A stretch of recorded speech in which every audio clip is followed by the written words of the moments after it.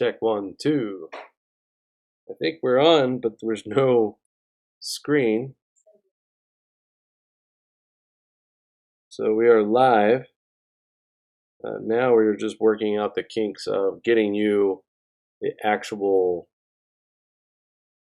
image here, folks. Bear with us. So, interesting start to our show tonight, as we have battled now the sound gremlins and now the visual gremlins here. All right, I think that's doing it. I see my volume coming in loud and clear. Welcome back to the Grand Solar Minimum channel. All kinds of issues tonight, folks. We apologize for starting the broadcast late. First, it was the mic issue. Then it was actually our software actually broadcasting what we were trying to stream. And Mari actually has been having issues with the website off and on today. Therefore, that is why we are not broadcasting from our website. Now, it is up and running at this time, but we are continuing to work on that to make it the best possible experience as we can for you. But bear with us, folks. We are trying to fix all of this as fast as possible. Now, Mari was looking over some analytics and other things like that, and I think it's obvious that this channel is suffering some kind of, I wouldn't say an attack, but we have definitely have noticed an uptick in issues with social media accounts, stuff like that. And we feel as if we've hit a nerve big time. So we do apologize for any inconvenience. If you do happen to visit the website and it takes a little bit of time to open up, it seems it's been crashed a few times. We've noticed, probably ever since Valentina Zarkova's paper has come out, we have seen an increased attempts at hacking into our website, our Twitter accounts. The YouTube channel thus far doesn't seem to be affected, but a lot of other social media accounts that are connected to this channel have been affected. So again, we are definitely hitting a nerve somewhere. Just the other night, we had a video, Mari, well put together. Nothing extreme or dangerous about the video. It was just an update. And for some reason, the monetization on the video, and that is, for those of you who are new, the kind of ads that play in front of these videos, was limited for some reason. We've been doing this for 3 years, and we know the kind of language that Google, YouTube does not want you using in videos. Nothing scaremongering or, anything with dangerous words in the titles can trigger to even shutting the monetization off, period. So we've experienced, for no reason, a bunch of attacks at this channel. The only thing that we could think of when we saw the last time we got attacked for the ads was that the view counts took off in a short period of time. My favorite one, you listeners out here who catch these broadcasts live, we want to thank you. You guys are very loyal. The views shoot way up in the first hour, and it's almost like after hour 2 it hits a wall, as if someone just pulls the plug and the lights go out.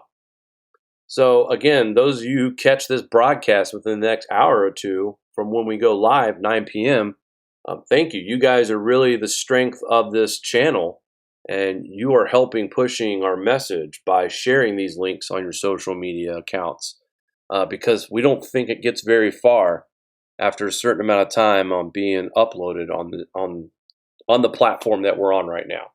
Guys, I got to be honest with you. It's nerve-wracking to have to sit here and do a broadcast and be careful about words that I say because of certain filters that are in place that will flag videos. And it's just, to me, it's a little nerve-wracking. And Mari and I have worked very hard on this channel. A lot of hours, especially by Mari. I can't stress enough for Mari, this is full time for her, on top of taking care of the kids and her job as well. What she does is what people that work 50 hours can't accomplish on this channel. And I'm not bragging because she's my soon-to-be bride. I'm bragging because she really works hard and she vets everything that we put up. And I know all of you know this, and along with the people that we follow as well. When we make claims, we post articles with links and peer-reviewed and raw data that goes along with it. So when I sit here and witness our channel, our website, our social media accounts being attacked by some kind of entity that doesn't like what we're saying, basically what it really means is that this entity doesn't like the truth that's coming out, because everything that we do on this channel is verifiable. All right, let's get to some solar wind here, guys. Space weather news here at Grand Solar Minimum. Our solar wind speeds are sitting at 463.9 kilometers per second with a density of 3.6. Our sun is blank, just as we mentioned earlier in our solar update. This is now 7 days in a row, 139 days without sunspots. That's 66% of the year now. The TCI, and by the way, guys, this awesome little graphic here, I was playing with this earlier. Before I get into anything else, Earth is entering a stream of debris from the giant comet Swift-Tuttle, source of the annual Perseid meteor shower. Forecasters expect a shower to peak August 12th through the 13th, with many fireballs slicing through the light of a nearly full moon. Can you guys imagine how beautiful this is going to be in our skies between August 12th and August 13th? Now, the exciting news is that we've literally reported fireballs every night over the USA here, and it's not even August. So a little article here on SPACEWEATHER.com. Check it out. But imagine that, full moon, meteor shower, and if you live somewhere that's nowhere near city lights, oh my God, sounds like heaven to me. All right, our TCI is coming in a little bit colder. The last time we broadcasted, we were talking about 2.8. Now we are sitting at a 2.61.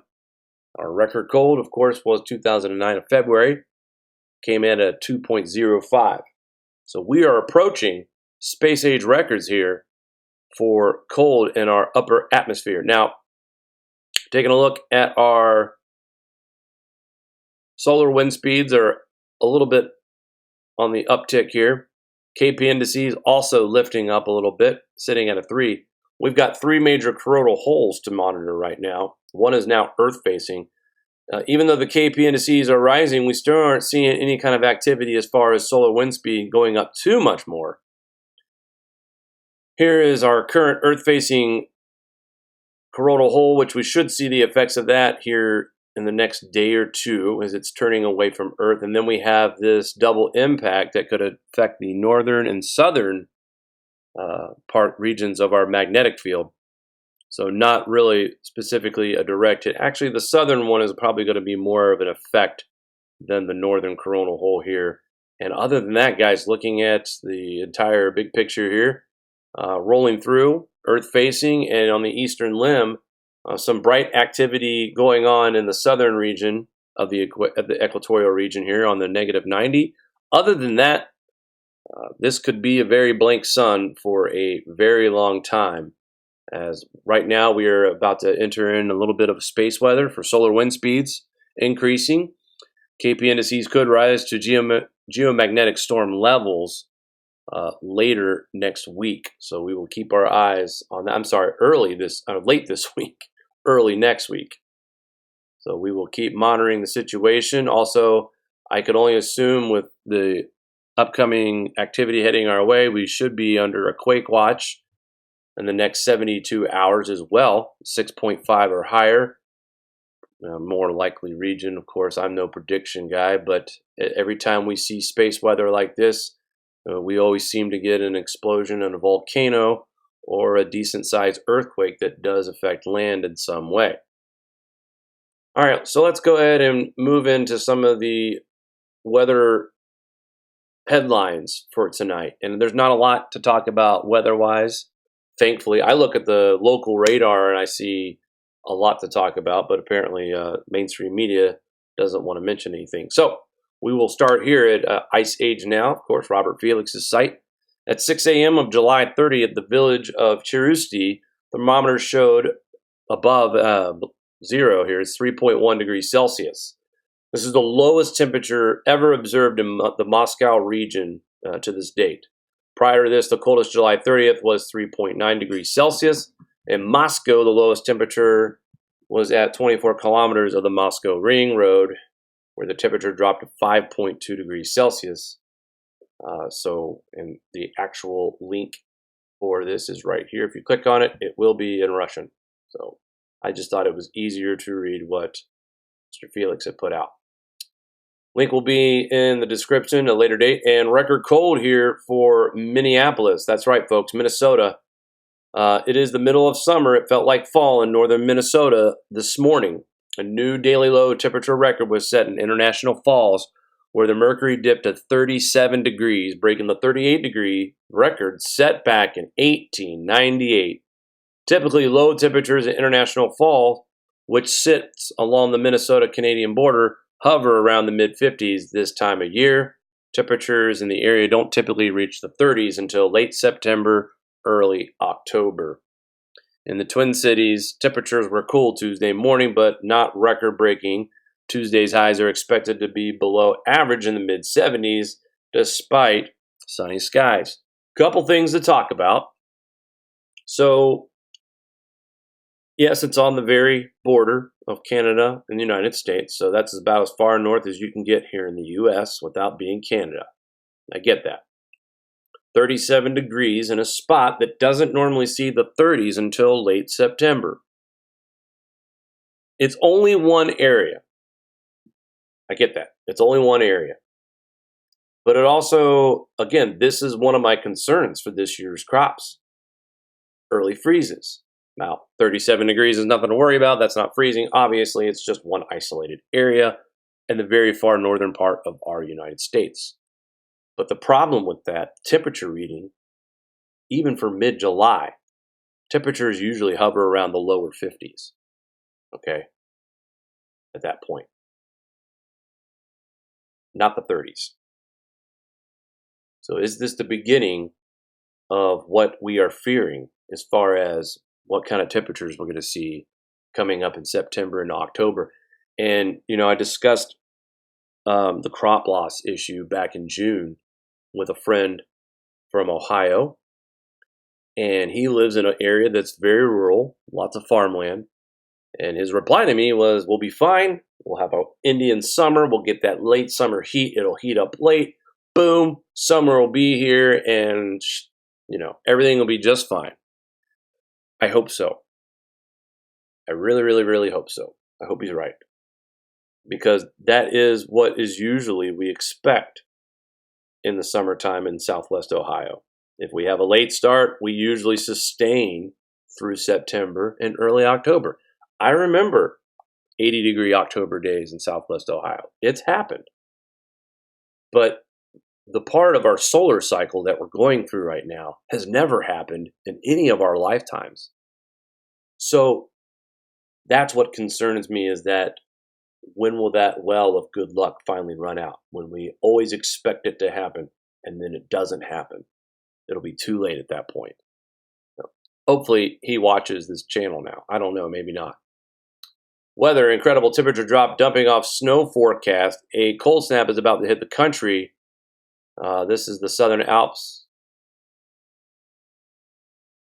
Cooler temperatures come at a recent spell of warmer than average weather and will bring heavy snow to the mountains in the ranges of the South Island. Actually, this is New Zealand. According to Weather Watch, daytime temperatures in the South Island will drop by 4 Celsius to 9 Celsius in the weekend early next week, while those in the North Island will notice a snap on Thursday and Friday with days that are 3 to 6 degrees Celsius cooler. The Southern Alps will get a dump of heavy snow with more than a meter expected, but most Maine centers will escape relatively snow-free apart from the possibility of flurries in Queenstown. Rain or sleet more likely for other parts of the South.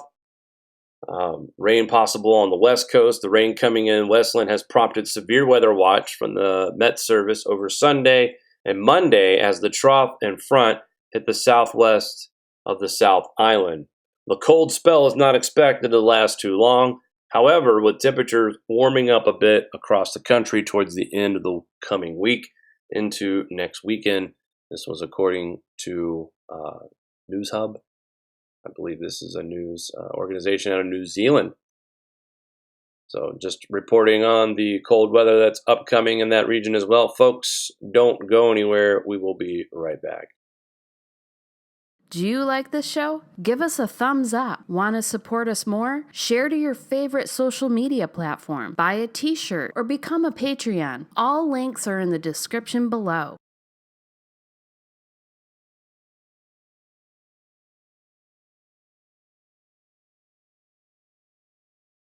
All right. So we've talked about how this channel only states the facts and verifiable information. And this article comes from a blog, a very popular blog, a website called What's Up With That. Hidden NOAA temperature data reveals that 6 of the last 9 months were below normal in the USA. And NOAA can't even get June right. A lot of hype out there about June being the hottest in the history of the world. But temperatures here in the United States don't agree with what NOAA is trying to sell to the world. And the reason why I want to show you this is that, well, just in case if you think that this website's being dishonest in its information here, we click on this link right here, and this takes us to ncdc.noaa.gov, Temperature and Precipitation National Temperature Index Time Series. This is official. And let me get our handy dandy arrow out. Let me show you how to read this. So this is the year and the month, and then if it's above or below average temps. So that, for example, this February of 2005 was 2.5 degrees above normal. But then the following month in March of 2005, it was negative 0.88. All right, and I'll go ahead and show you the numbers from what we're getting ready to discuss right here. Unfortunately, this does not go all the way down to the bottom, so let's go back to the little article. You can click on the word here, and it'll show you the same information that I just showed you. So anyway, got some temperatures here to go over. This is the average of temperature anomaly since 2018, October. October, it was down 0.18 degrees Fahrenheit. November was down almost 3 degrees below Fahrenheit. December put us in the wash, basically evened us out. January of 19 put us a little bit above average temperatures.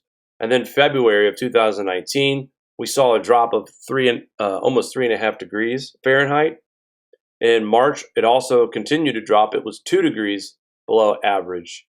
And in April, some parts of the country helped temperatures get to 1.5 degrees above average. So we're still about -4, -3.5 degrees on 2019 as a whole. Then we get to May, which was down another degree and a quarter. So add that to the negative surplus so far of 4 to 5 degrees. And then June, so we can roughly say so far in 2019, each month, we're probably about -5 degrees total under average each month accumulated. So when you add up the above average and below average, the below average beats the above average by around 5 degrees Fahrenheit. The only months that showed any warming was December of 2018 and January of 2019. January 2019 also gave us the rare phenomena, the sudden stratospheric warming, which did boost temperatures above freezing in most of the parts of the Northeast during January. Now that doesn't mean it wasn't cold, but it wasn't snow and ice for a few days because of the warming, the anomaly that we were going through during the month of January. So to me, And this chart right here says it all. This is from January of 2004, and it goes all the way to now. Let me ask you something. If June was the hottest month on record, that means they're talking about that dot right there. Right? Or maybe here?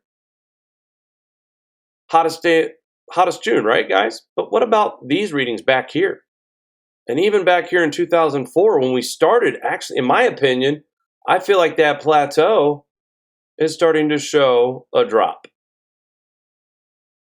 And a very consistent one, folks. Here's your peaks right there. And our constant drop of temperatures. But mainstream media wants to put it in your face that this was the hottest June on record. Hottest month ever, folks.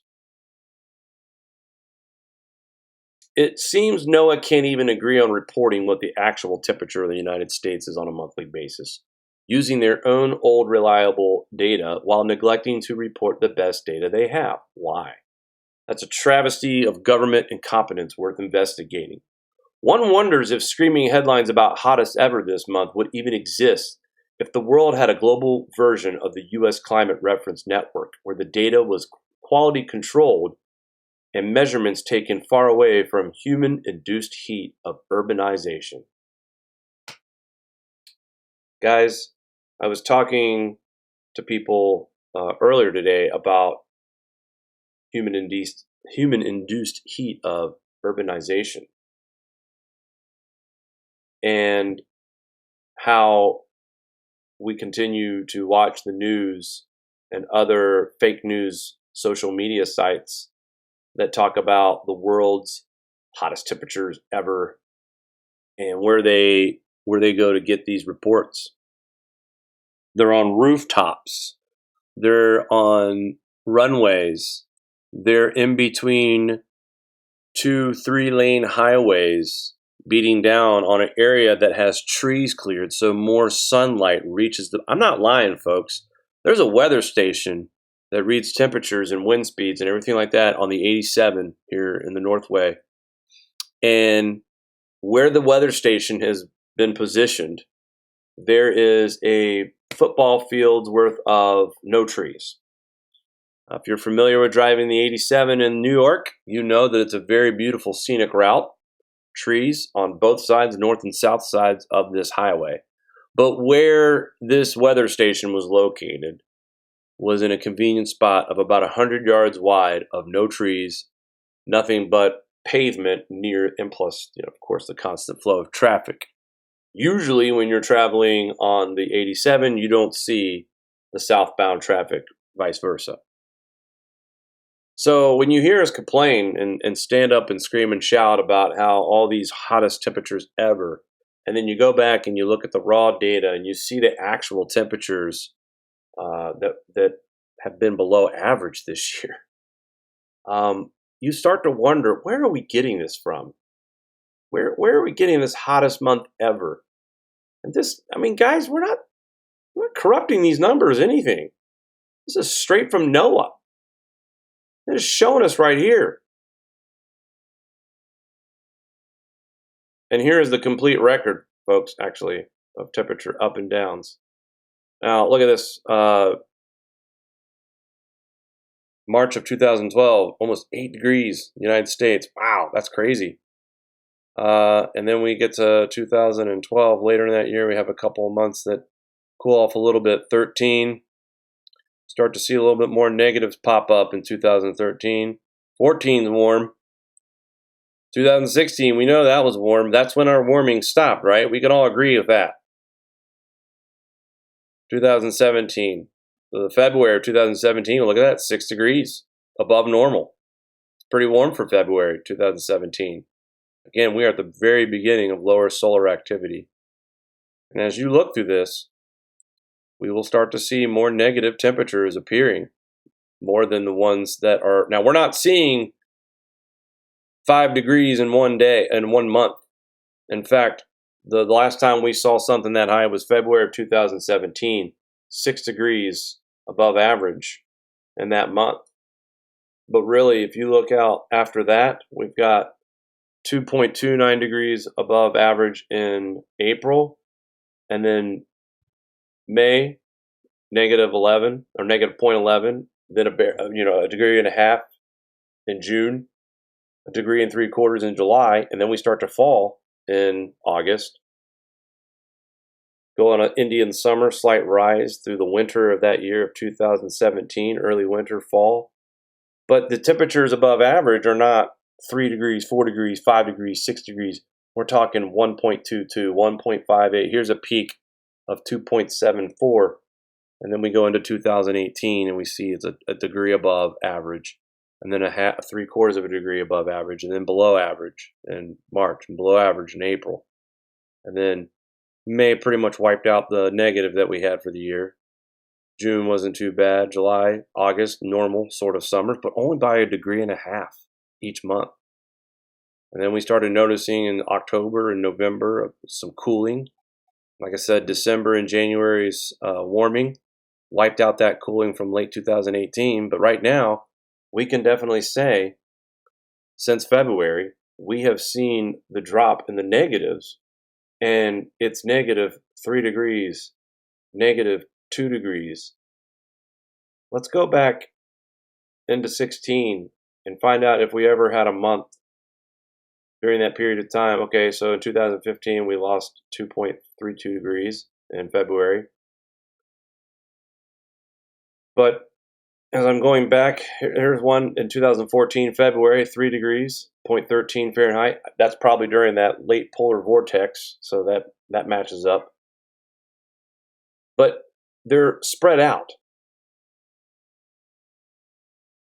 in 15 and 16 and 14, and then we get back to 2010, which was our last minimum. And even then, it's kind of back and forth, evens out, honestly. Not a lot of cooling, not a lot of warming going on in 2008 and 2009. Obvious. Okay, and this is another great example here to show people when we're talking about the sun doesn't have an effect on the climate, really? You don't say. So 2008 was the last solar minimum, the beginning of it, and negative 1.67, negative 0.68, negative 142, negative 142 again in April, negative 133 degrees Fahrenheit. So over the first 5 months of this solar minimum, which by the way was the deepest in 150 years plus, dropped the temperatures. They warmed up a little bit in June and July, not even a full degree. Before August, they started dropping. September, October, a little bit of warmth in November, and then again dropping again in December. And as we got into the minimum, again, more negatives than positives. And we cooled off quite a bit in 2010. 2010, a lot of people talked about that winter, 2009, 2010. December 2009, we lost 3.7 degrees below average, basically, for the U.S. in 2009. So these temperatures even reflect when we hit solar minimums and grand minimums. 2020 is supposed to be the beginning of the grand solar minimum. 2019 is 11 years after 2008, which was the last minimum. And look at where our temperatures are. Now, granted, January was warm, 0.63 degrees above average in January. But since February, we have had 4 out of 5 months losing temperatures. And May and June falling. July is almost over, so we'll have the numbers for that. Yeah, we had a couple of heat waves in France, but that's really the climax of the heat that we've experienced this year. We had a heat wave that supposedly rolled through the Midwest. Look, I understand we lost 6 people during the U.S. heat wave, but 4 days of 90-degree temperatures is the minor qualification of a heat wave. We used to have things that lasted 12 days at 90 degrees for 3 days, and then 95 degrees for 3+ days, and then close to 100 degrees for 2 or 3 days during this heat. That's a heat wave. Those happened all the time. We're watching the heat indices, not the actual temperatures. So this goes back to what we were talking about in the beginning of this broadcast when we were telling you guys about being censored and how things are just being kind of wiped off the internet when it talks about the opposite of what you hear mainstream. When we say we're cooling, that's when things go awry. But NOAA shows us proof that we are cooling. The average temperature here in the United States since January has dropped. I should say since February. Leave the link in the description. Another article to check out here. Sea ice. Here we go. So, in my early research of the grand solar minimum, I've learned that Alaska and the western part of the Arctic and the western part of the Antarctica tend to see melting, temperature increase. Today, some article shot out 82 degrees in Alaska near where there was ice. But if you go to the east, the eastern part of this region of the Arctic, Greenland, Norway, you are going to hear a different side of the story about ice shrinking. Let me tell you, folks, do a little research. It does you a little good. If you look up temperatures for Alaska during grand solar minimums, it's there. You'll find that region, and the Arctic as well, the northern Arctic, will warm at times. Now, when you have warm temperatures invading cold spots, it's pushing that cold air somewhere else. Basic. So where we're seeing the warmer air, it's pushing even colder air to a region of the Arctic that is seeing record growth first-year ice. This article here talks about 2 icebreakers that were supposed to do research in the Arctic. Both turned away. The one that's extraordinary, the first one is extraordinary, less than 2 meters thick of ice. Okay, the first of these. But the second one, the first year ice was 3 meters. This was a Norwegian icebreaker on July 15th. Also bound for the North Pole, had to turn back due to sea ice up to 10 feet thick. All right, this was reported on the Norwegian News Report and the blog Ice Age Now, Mr. Robert Felix, on July 16, 2019. So let me fast forward this down here at the bottom. This is what caught my attention. However, first-year ice that's 3 meters thick is indeed rare occurrence, especially in the southern Barents Sea. The bottom line, the last sentence. The propensity of navigational charts to use ice age rather than ice thickness to describe ice conditions almost certainly explains Norwegian icebreaker captain getting caught off guard by exceptionally thick first-year ice, because first-year ice 3 meters thick simply should not exist. 3 meter thick first-year ice should not exist. Why? Is it because Al Gore said that it wouldn't be there? No. We do see first-year ice growth. 2.2 meters is definitely rare. It's not the rarest, but it's rare. It was rare enough to turn an icebreaker ship around from its mission. But the second one encountered 3 meter thick ice. And simply says here at the bottom that the Norwegian icebreaker captain getting caught off guard by exceptionally thick ice, first-year ice that is, because first-year ice 3 meters thick simply should not exist.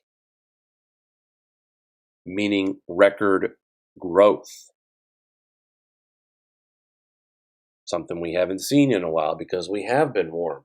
That global warming paused from 2000 to 2016. Temperatures peaked on the UAHA at 0.88 degrees above centigrade. So, ever since 2016, we've witnessed a steady decline in temperatures. And we've also witnessed CO2 continuing to rise. And then we bring you stories like this that talk about the thickness of the Arctic right now near Greenland. We're just getting started, folks. But we got more to talk about when it comes to this weather coming up here. This is not a coincidence, okay? So first, we're talking about a record-breaking temperature in Minnesota at 37 degrees, showing you extremely thick ice in mid-July, okay? This is summer for this region. There is supposed to be retreat of ice in this region during the summer months of the northern hemisphere. It happens, folks. I know. Summertime it melts, wintertime it gets cold again and it freezes. Imagine that. But right now, the first year ice in some areas, 3 meters thick, simply should not exist. But yet mainstream media is trying to tell you that there's record melt happening right now, that this is so unusual, it shouldn't be happening. These people don't do any reading for themselves. And I'm looking at this graph and I don't know. More information that we wanted to point out to you guys. Mari with her awesome learning series videos that we're going to be releasing here soon. I know Mari put out a great solar update today earlier. We got something else in store for you here as well. I'm going to actually get the privilege to watch it before she publishes it. And hopefully, as time goes by, we'll be able to include videos that talk about things like this as well. When you hear in mainstream media about hysteria over ice melting in the summertime in a region where it should, and then you have the same area but a different part of it with record cold and record ice gain. Who do you believe, right? I want to believe the people that provide me the actual information on where to look at the raw data. And this is the sea ice thickness as of June 19th, 2019. I've seen this chart before. I haven't seen it the ice this thick, this early, if you ask me. But I'm just a guy that's been reporting on it for 3 years, so, I could be off. Who knows? But I'm pretty used to seeing it at this point in time. So anyway. Let's move on, folks, shall we? Collapse of wind power threatens Germany's green energy transition. Hardly any new wind turbines were built in Germany in the first half of the year. Turbine makers call it a punch in the gut of the green energy transition and blames environmentalists. The expansion of wind power the first half of this year collapsed to its lowest level since the introduction of Renewable Energy Act in 2000. All in all, just 35 wind turbines were built with an output of 231 megawatts. This corresponds to a decline of 82% compared to the already weak period of the previous year, according to the German Wind Energy Association, the BWE in Berlin. This makes one nearly speechless, says Matthias Zillinger, I guess. At the presentation of the data, the manager directing the Power Systems Division of the German Engineering Federation spoke of a blow to the gut of energy turnaround. This actual development doesn't match at all to the current climate protection debate. So the proof is in the pudding, basically. Everybody's gotten a spoonful of it. They don't like the way it tastes. It wasn't delicious like they thought it was going to be, because back when these green energy transition policies started beginning, people were going, yay, innovation, yay, solar panels, all right, green. Nobody thought about the amount of money it would take to maintenance these solar and wind fields, to harvest it. What do you do when natural disasters strike? Do you rebuild? What do you do with the waste of solar panels that fail? Where do those get taken care of? So many stories where I reported on these wind turbines failing, just exploding, killing wildlife. Nobody thought about that part of it. So the pudding basically doesn't taste very good because someone left it out of the refrigerator, so to speak. And it's gotten nasty. And if headlines like this are coming out of Germany, which when I talk to my friends about climate change and how inefficient solar and wind is right now, and they always point out, well, Germany's doing it. Germany's switched everything. Yeah, Germany. And now Germany is facing a major situation over here. The bills are out of control over here.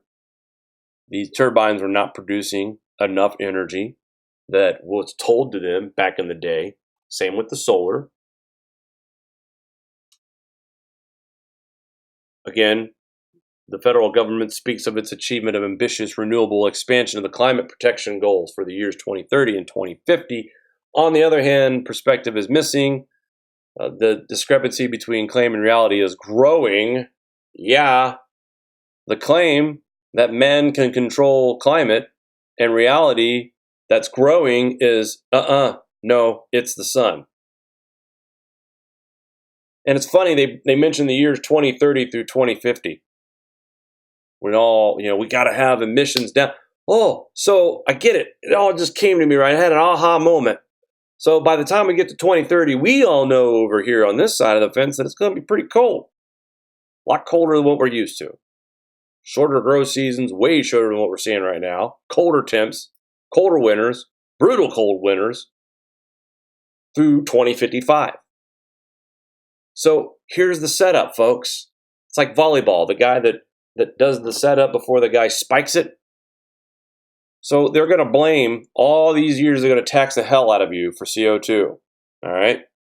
And then when 2030 happens, it's going to be too cold and we did too much. Oh my God. We took too much CO2 out of the atmosphere. Now look what happened. Everything's freezing. We can't do anything. Oh boy. These policies backfired. We got to warm the country up again. And then they'll slowly but surely try to turn back the coal and the natural gas. They think that's how it's going to work. They think that they're going to be able to fleece you for the next 10 years. I don't think they make it out of the first 3 years. I think they start firing up coal plants all over the world once they see some of these brutal winters that are coming. That's my honest opinion. The Green Deal policies here in New York will fail before 2030. 2023 is when they intend to start the banning of coal and natural gas. Yeah, right. Wait till this winter and the winter following it. I'd like to see them try to shut down natural gas plants in the Northeast in 2021 and 2022 winter. I'd love to see that because that's when all that's supposed to happen here in New York. People are going to be forced to move out of states like this because they're not going to be able to afford to heat their homes. They're going to be living like guys like Dr. Circus, who talks about where people only have heaters in their beds because they can't afford the energy cost of heating their homes during a winter day. So everybody bundles up and, sweaters and pants and hats and gloves. And at nighttime, they get to go into this warm little bed because they but they use all the energy to heat themselves at nighttime when they're sleeping in their beds. That's how they're adapting to the high energy prices. And where was Dr. Shear? What was he? Was it Algeria? Brazil. Sorry about that. Argentina, I was thinking. But Brazil. So is that coming to the United States? Is that coming to the UK? Is that coming to Germany? Who knows? I'm not a predictor. But I can tell you that there's more and more people out there who are trying to point out that this green energy stuff is not going to work. It's going to rip apart economies. It's going to put us in the poorhouse faster than failing crops. I can tell you that right now. New York Times, authoritative propaganda skeptics blast UN warning of mass extinction. Hallelujah! A widely touted United Nations report predicting mass species extinction took a beating Wednesday at a House subcommittee hearing with Republican-called witnesses, blasting the claims of highly exaggerated and authoritative propaganda. The executive summary released May 6 by the Intergovernmental Science Policy Platform and Ecosystem Services concluded that a transformative change was needed to save as many as 1 million species at risk of extinction. By the way, I think we have somewhere around the tune of 8 million species out there. So just not that 1 million doesn't mean it matters, but I'm just letting you know how many extinctions. Anyway, the evidence is unequivocal. Biodiversity, which is important to its own right and essential for human well-being, is being destroyed by human activities at a rate unprecedented in human history. Robert Watson, former chairman of IPBES, told Natural Resources Subcommittee on Water, Oceans, and Wildlife. Representative Jared Huffman, the California Democrat who chairs the subcommittee, said Earth is currently in what they call a sixth mass extinction and species disappearing 100 times faster than historic rates, mostly because of things that we are doing. Challenging that premise was Patrick Moore, a former Greenpeace leader, who argued that species extinction has declined in the past century thanks to international efforts. He insisted there was zero evidence that any such event is occurring now and has even begun to occur. As with the manufacturer crisis claim, climate crisis, they are using the specter of mass extinction as fear tactic to scare the public into compliance, Mr. Moore said. The IPBES itself is an existential threat to sensible policy on biodiversity conservation. The report was prepared by 145 authors over 3 years using 15,000 peer-reviewed publications and 15,000 comments, but the full document remains classified and has yet to be released. A summary was released 2 weeks ago at a plenary session in Paris. He says, right now I feel like I'm part of a book club and we're going to give opinions on a book, except we're all making it up because no one has actually read the book, Utah Republican said, Rob Bishop. If you'd actually waited until the report was released and people could look at it, maybe there would be a point that this could be a legitimate hearing. The 5 factors driving extinction are land sea use changes, exploitation of organisms, climate change, pollution, invasive species, Mr. Huffman said. All of these things we can do something about, but we are not on track to slow the extinction crisis, said Mr. Huffman. We need to do more. The extinction crisis claim met with skepticism from Republican Tom McClintock, California Republican, who ticked off previous apocalyptic extinction predictions, including the 1970 warning by Smithsonian officials, 75%, 80% of the animals would be extinct by 1995. So, here's where it gets juicy.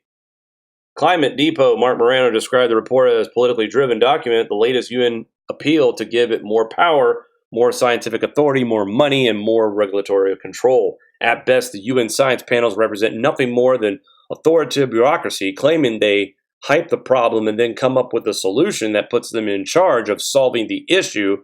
Mr. Morano said in his prepared remarks, a more accurate term for the UN than authoritative scientists may be authoritative propaganda. So good to see voices like this coming out and defending us. People who have half a brain here know that we're not doing anything to start or stop climate change. No House committee hearing this year would be complete without a climate change row. Republicans took aim at the Green New Deal, the Paris Climate Agreement, and the 97% consensus, while Democrats stress the impact of global warming on species. So Republicans did the sensible thing. They criticized the Green New Deal, the Paris Climate Agreement, and the 97% consensus claim. The things that I think all of us here in our community, that we probably, if you talk to us not knowing us as strangers and we're telling people, hey, look, this is what's happening, those are the 3 main things that we carry over our shoulders. The Green New Deal, the Paris Treaty climate, and of course, the third being, one of those days, guys, the heat's getting to me. I had to turn the air off so we could hear each other talk here. Oh yeah, really, really good. Oh, the 97% scientific consensus. That's the 3 things. I know I focus on those 3 because these are the 3 main things in mainstream media that is trying to convince people that we are warming because of our actions. Those are the 3 culprits on why people believe that. Hopefully more skepticism will occur in the future. We all know that our election season is heading into a full-on fledged battle on climate change between the Republican Party and the Democratic Party. This should be an interesting election season. Don't go anywhere, folks. We'll be right back. Do you like this show? Give us a thumbs up. Want to support us more? Share to your favorite social media platform. Buy a t-shirt or become a Patreon. All links are in the description below.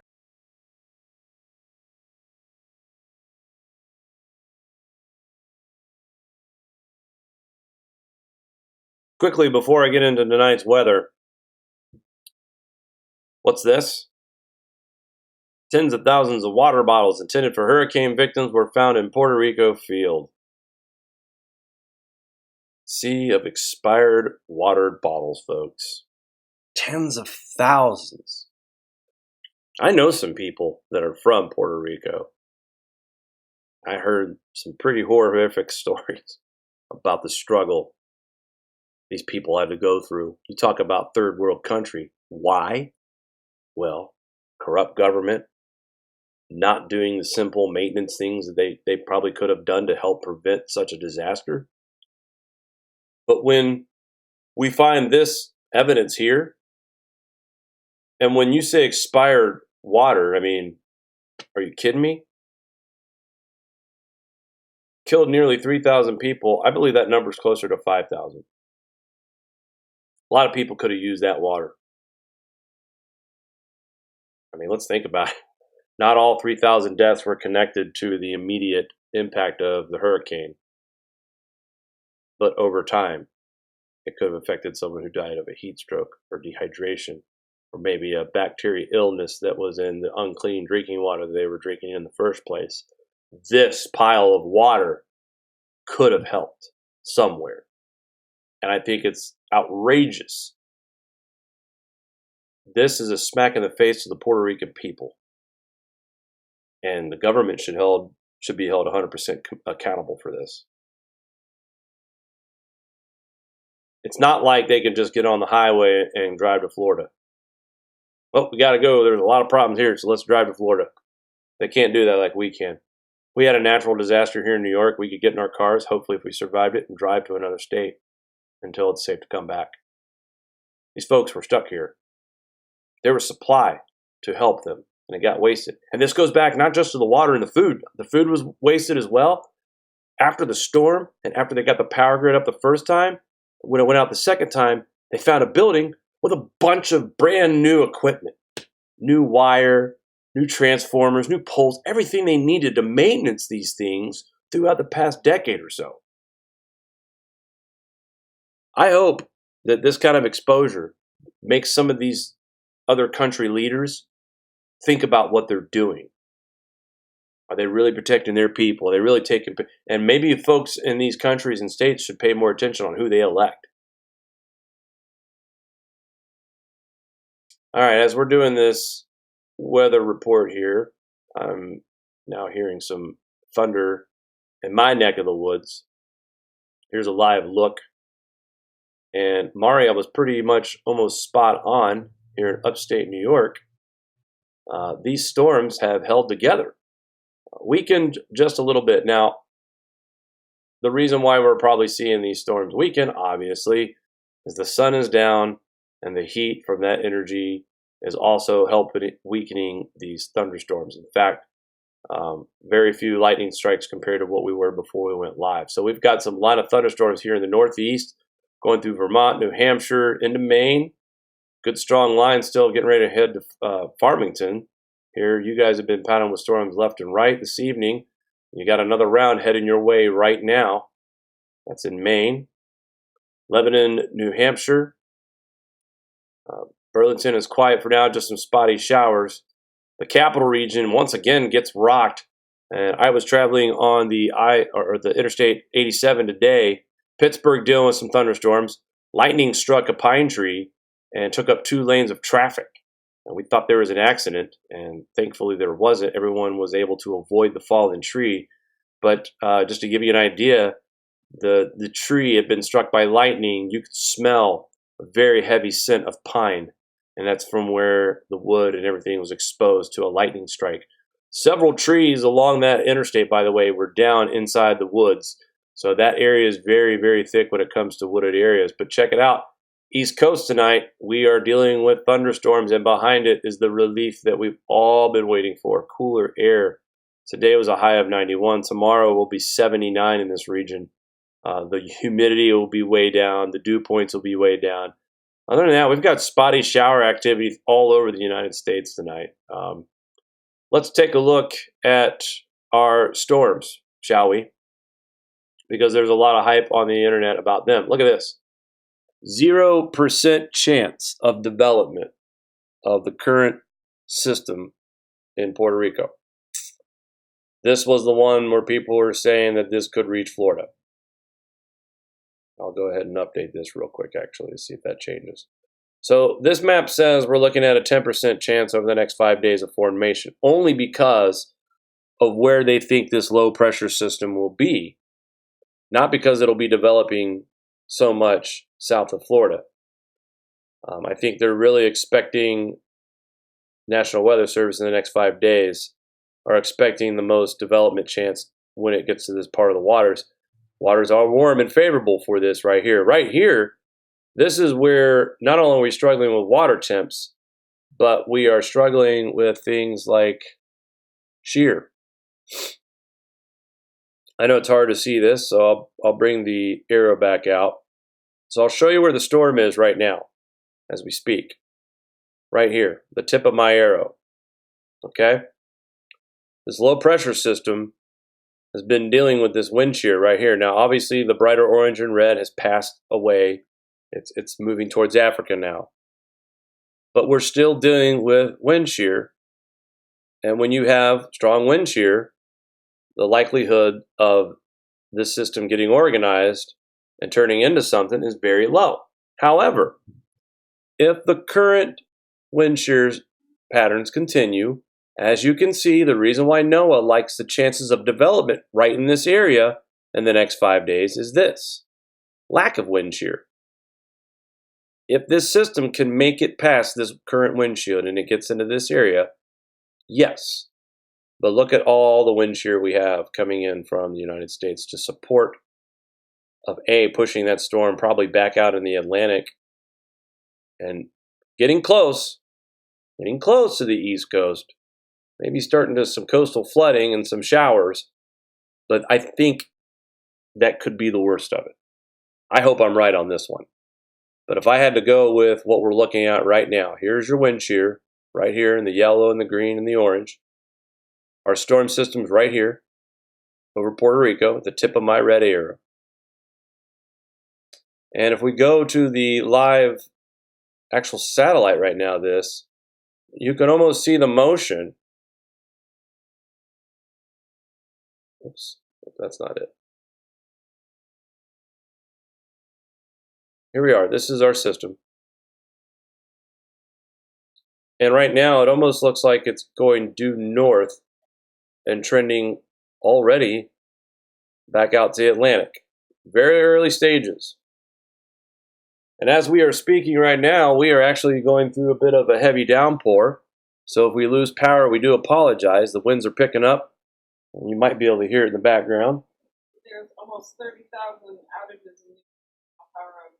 Lots of power outages throughout New York. Mari just said we have 30,000 power outages. I actually got an email before the broadcast talking about how the line of storms that are coming through now could cause power outages. But anyway, so here's our arrow. That's our storm. And our wind shear is still present right in this area right here.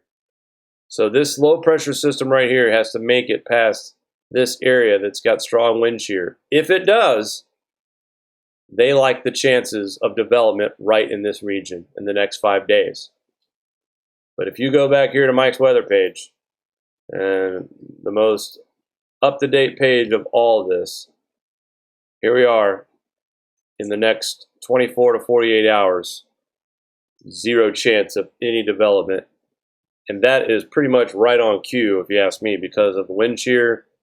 There's no exaggeration of that. There is zero chance of anything getting itself together right now at this point. So that's our outlook right now. We do have two areas that we're watching. The long term says that the second wave, which is closer to Africa, might have a better chance of actually turning into something. And it is way too far to talk about this one.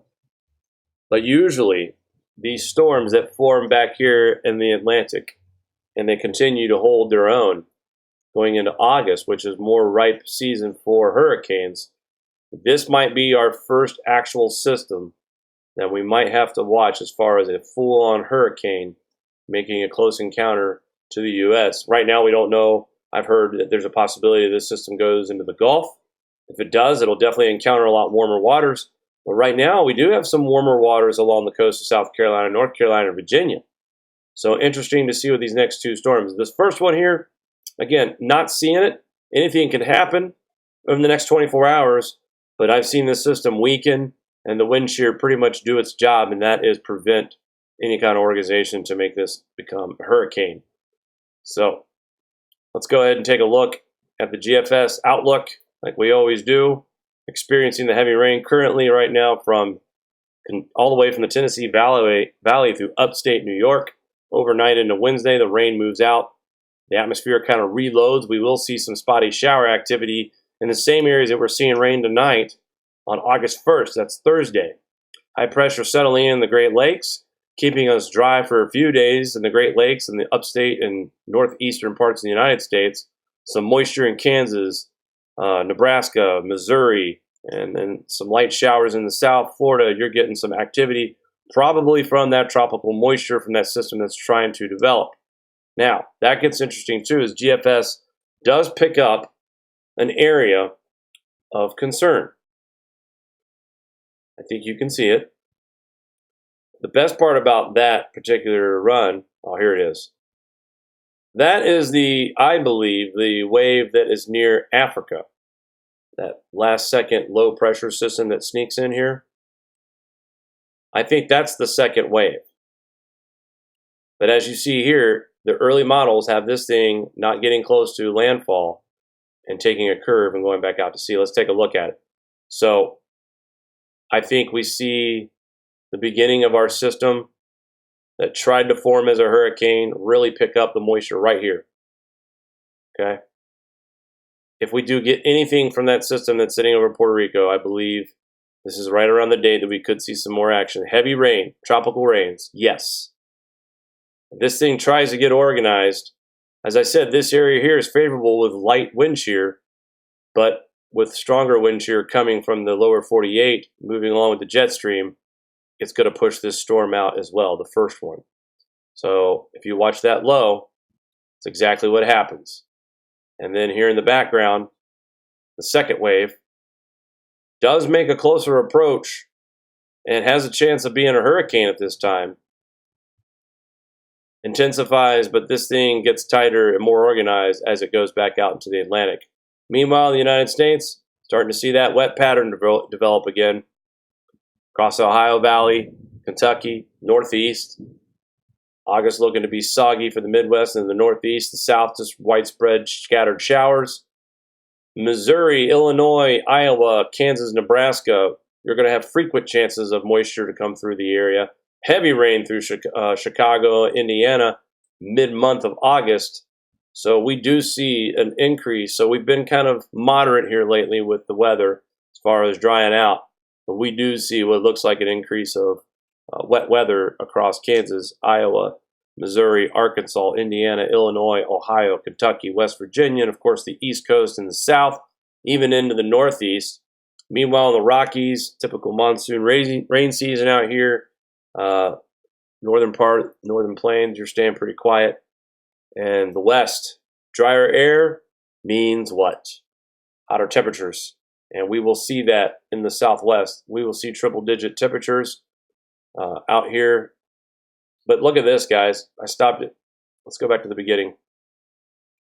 Southwest, hot in the desert. Hot in California, triple digits. All the way through the end of July. Texas, Oklahoma, Kansas, parts. Also the deep south. But we get into August and look what happens. That heat is staying into the Southwest. Daytime highs barely making it out of the 70s in most of the Midwest and Northeast. Mid-August, you could see that cool front coming down as we get closer to mid. Now that heat builds up once again in the south, but we still see cooler temperatures in the Northeast, in the Midwest, the Great Lakes, all the way out to August 15th. So again, we don't have to worry about snow or anything like that. The deep south will get the August dog days of summer. Texas, Oklahoma, Kansas mostly will also see the dog days of summer in August. But Nebraska, Iowa, Missouri, Illinois, Indiana, Ohio, Pennsylvania, Kentucky, Tennessee, Minnesota, Wisconsin, Michigan, those areas that you're growing crop in are not going to see that summertime heat that we need for these crops to make it through. And then we're racing against time on the first freeze of 2019. Hopefully it is in late October to early November. There might be a chance of salvaging decent yields if we can get that far into the fall. All right, Mari, did you want to come over here and say hello to everybody before we sign off for the evening? This I sure will. hot and muggy Tuesday night. I don't think anyone can hear the thunder and the lightning outside, which is sad. It's beautiful, and it's finally cooling off. So thank you, Jake, for predicting that earlier. He's my personal weatherman. I'd like to thank Matt Bros for the super chat. He said use as needed. And we're talking about, he got his t-shirt and t-shirts that he recently saw in the store. He had, it was right up your alley, Jake. It said 5 out of 4 people suck at math. I always say there's 3 kinds of people in the world. Ones that can count and ones that can't count. And I said, that is so Jake. And then he said the struggle is real. And I said, well, my God, I have a shirt that says the struggle is real, don't I, Jake? You do, I believe. So, fun times. He also says that USDA keeps pushing the crop report back. Be August now before they say anything but neutral to positive, which is outrageous, isn't it? I'd also like to thank SoulQuest216 for the fancy Super Chat sticker with the hippo that's KOing. That's something new that YouTube's doing now, Jake. Awesome. Fancy stickers for the chat. We got more. Thor wants you to check out Tony Heller's latest video. Absolutely. I saw his one from, I think, yesterday or the day before. I don't know if there's another one out today. Concerned Canadian wants to clone your wife, Jake. I don't know why. I'm a pain in the... And then Cheryl Napier says, for those who know what Annie's cookies are, in December the chocolate bunnies were $2.99. January they went to $3.19, and today they're $3.39, 40 cents in 9 months. Well documented. Good job. We need more people tracking these prices because this is how it happens. It just creeps up and up and up, and then before you know it, it's either empty shelves or you can't afford it. Not funny. No. And then Daniel was the one that pointed out the power outages map. Right now we're at 29,403 for New York, and it looks like Texas is getting some kind of power outage. I believe it's just shy of 20,000, maybe 18,000. I haven't looked. I don't have it in front of me. It's just a guess. Annie she says she's going to share this. Sharing our videos is so important because it helps our rank in being seen with YouTube. We battle so hard to be seen. Yeah. It's pathetic. I don't know if people caught the beginning of the show because we had tech issues, but our Google, we used to be suggested by Google, and 80% of our traffic used to come from Google search. If we look at our analytics now, we're getting 5% from Google search. So we have lost a huge factor of exposure for our channel. So we need your help. Sharing is awesome. Yep, please do. Thank you, thank you, thank you. Also, she says the USDA knows. She added her zip code to the zone map, and they've downgraded her zone from 7B to 7A, which means she has to grow spring crops later, and fall crops have to go in sooner. So I haven't realized they did that. I'll have to look. And I guess also Daniel would like you to send him some rain. Do you have that capability, Jake? I wish. Down in Palm Springs? So that's all I got. I spent the day putting together another learning series video, which is probably going to upset some alarmists because I sort of dig into the IPCC. and I give an explanation of the grand solar minimum. So I'm hoping you guys will enjoy it. I'm hoping it'll be a resourceful video for you to share with people that are entering into the topic that sort of need a primer. So that's all I have, Jake. Look at you. You're in the chat, Jake. Yes, sending a message out here to Mr. Matt. Guys, Matt in our chat, Matt in our chat, rhymes. Very good guy. He's a farmer out in Nebraska. Very humble young man. He has a family, works very hard, and I'd love to get this guy on our show on a Sunday afternoon, just have a discussion and talk about the pros and the cons of farming, just hear about the day-to-day work.